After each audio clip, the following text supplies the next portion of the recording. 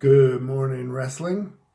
Today's April 11th, and it is Harley Race's birthday.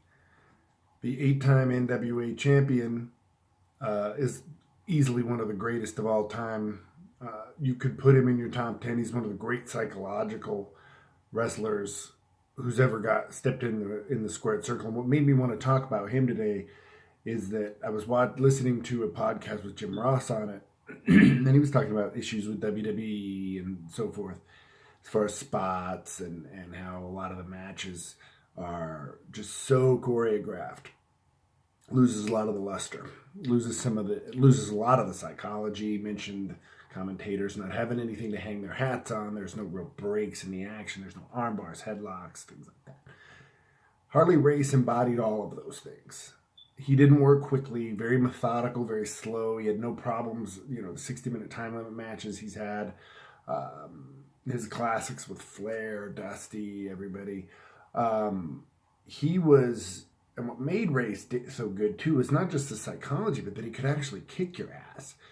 One of the things back in the 60s and 70s with wrestlers was they wanted their talent, though at least the promotions wanted their talent, and to even challenge people in bars or out in the city, because they wanted the fans to know that their guys were as tough as they were being booked to be.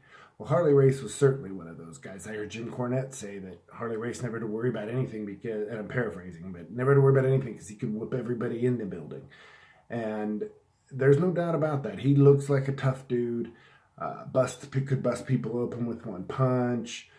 Mick Foley tells a great story about that in his book. And but Harley Race is really one of the all-time greats, because just the way he carried himself in the ring, and I would love to see more wrestlers take that tact. I think that would become the new, back in the in the 90s with WCW, when the luchadors came and we started seeing more of the high-flying stuff, and it even became more prevalent even with ECW and so forth into the 90s. I think a nice change would be back to less of the flips and flies and more of the psychology and focus on moves and holds.